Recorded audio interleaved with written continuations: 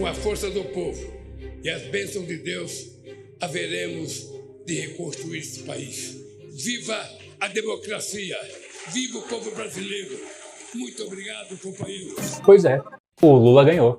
Independente se você é a favor ou não disso, essa é a realidade. E o objetivo desse vídeo é que você entenda um pouco da situação atual econômica do país, entenda um pouco as perspectivas do governo Lula e como investir de forma que a gente consiga se proteger de uma possível porrada que possa acontecer na economia. Então, quando você dá uma olhada na economia, você vê o quê? Você vê uma Selic em 13,75%.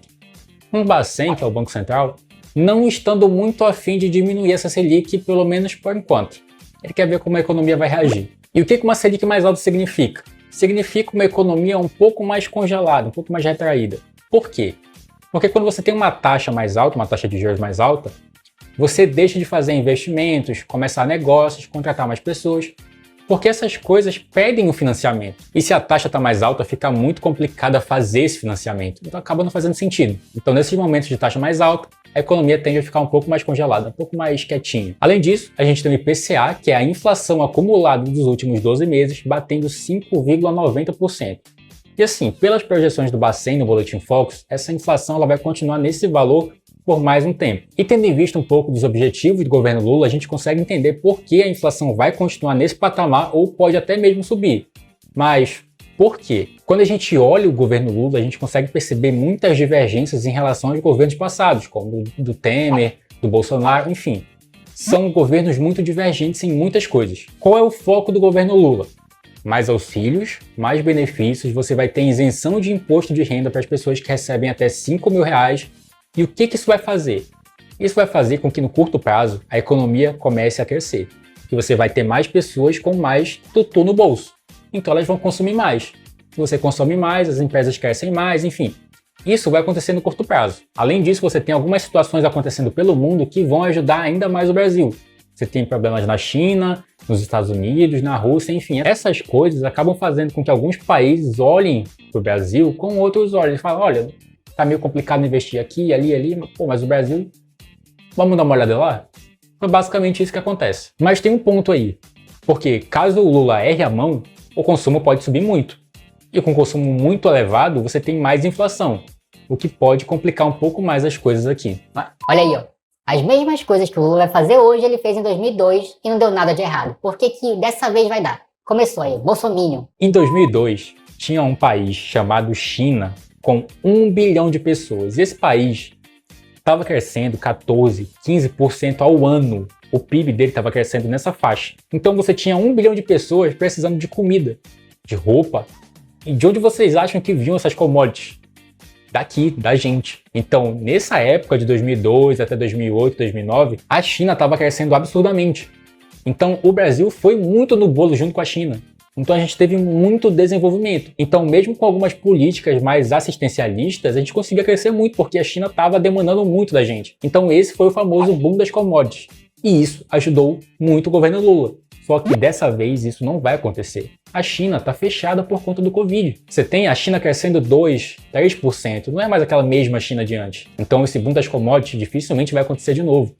Então a gente tem que ter mais cuidado dessa vez, porque a margem de erro está muito menor do que estava naquela época. O governo dele mal começou e tu já tá falando que ele vai ferrar o país. Calma, pô. Também não é assim, eu não acho que ele vai ferrar o país e jogar a gente na lama. Eu só disse que as coisas podem ficar um pouco mais complicadas, até porque eu confio muito na forma de pensar do economista escocês chamado Duncan Black. Basicamente ele fala do eleitor mediano. E o que isso diz? Que basicamente, mesmo com mudanças de governo e com pessoas desses governos com pensamentos políticos e econômicos divergentes, eles vão acabar atendendo os desejos desse eleitor mediano. E não só da parcela das pessoas que tem esse fit ideológico com eles. Eles vão atender o eleitor mediano. Até porque a gente sabe o que acontece quando o presidente não atende os desejos desse eleitor mediano. A partir deste momento, Fernando Collor é presidente afastado e assume o vice-presidente da República, Itamar Franco. Por 61 votos a 20, o Senado aprovou o impeachment da agora ex-presidente Dilma Rousseff. Então eu realmente acho que as coisas podem ficar complicadas, mas eu não acho que a gente vai se tornar uma Venezuela ou uma Argentina. Pelo menos não nesse mandato. A não ser que você não deixe like no vídeo. Se não deixar like no vídeo, é Venezuela em 6 meses, não tem como. Então, deixa o like no vídeo, me ajuda muito. A economia do Brasil vai ficar melhor também. Então, vamos lá? Fechou? Então, vamos continuar. Mas então vamos lá. Vamos fazer um resumão do que está acontecendo no mundo e como o Brasil se encaixa nessa situação atual. Vamos lá.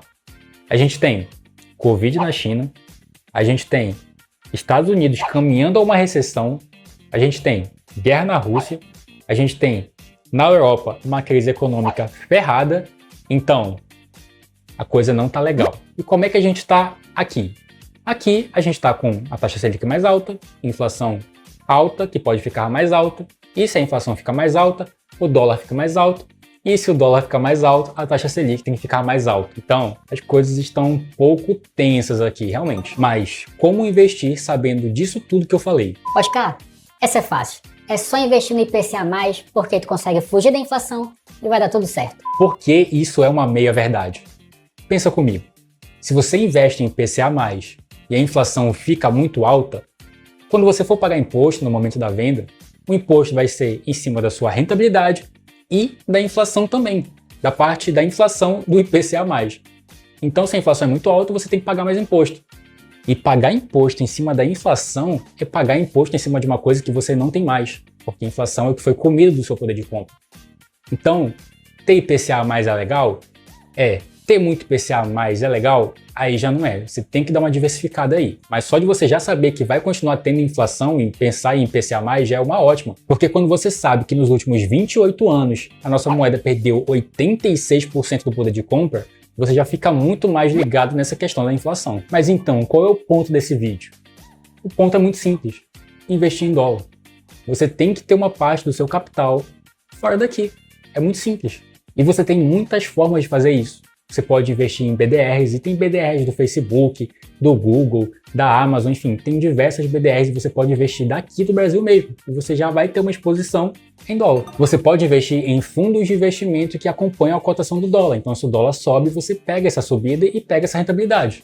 Você pode fazer isso aqui do Brasil também. Ou você pode simplesmente investir em boas ações de boas empresas que têm a maior parte da sua receita em dólar. Como assim?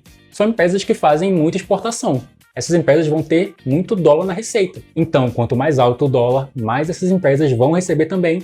E você, como investidor, vai receber mais também. E pensem que o dólar, desde o plano real, ele só sobe. Inclusive, se a nossa inflação ficar somente 3% acima da inflação dos Estados Unidos, daqui a 30 anos, $1 vai custar R$12. E você pode até achar que isso não faz sentido, mas pensa comigo, já tem 28 anos do plano real e o dólar vale quase 6.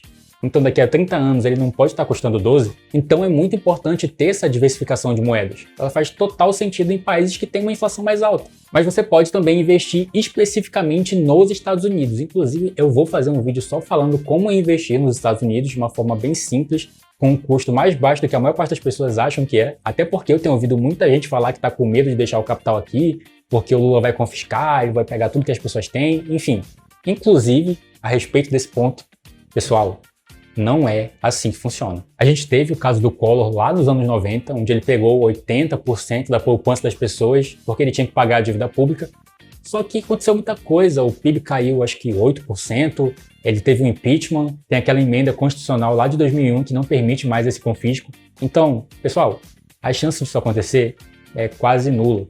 O Lula sabe exatamente o que vai acontecer se ele fizer isso. É impeachment, não tem pra onde correr. Então ele não vai fazer. Então, não fique pensando nesse negócio de confisco, porque não vai acontecer. Então é isso, o resumo do vídeo é invista em dólar.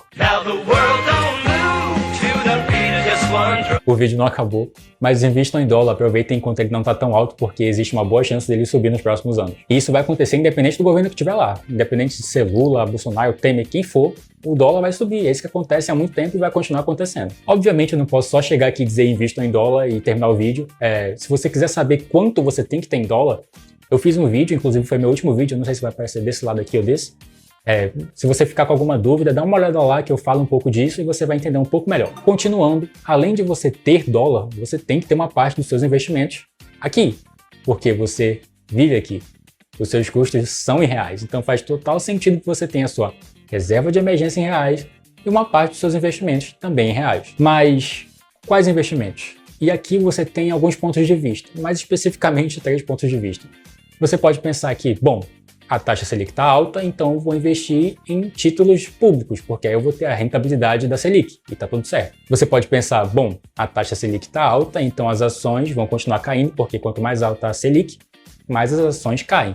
Os fundos imobiliários também caem, então eu vou pegar essa oportunidade. E você pode pensar em, e se eu fizer um mix dos dois? E se eu tiver títulos públicos e um pouco de ações, fundos imobiliários e até uns fundos de investimento? E obviamente eu vou ser do time de fazer um mix, porque eu sou fã fiel da diversificação. Ela diminui muito o risco e vai te ajudar bastante. Inclusive, se você é um investidor iniciante, eu recomendo fortemente que você foque nos fundos de investimentos, porque ali você vai ter um gestor profissional com muito tempo de experiência que vai escolher bons ativos para esse fundo e você não vai ter que bater tanta cabeça até você entender um pouco mais de como funcionam os investimentos. Então, tenham dólar, diversifiquem, não coloquem o arroz em cima do feijão que vai dar tudo certo. E se você achou algum desses conhecimentos importantes, compartilhe com quem você acha que tem que saber disso também. Beijão e até o próximo vídeo.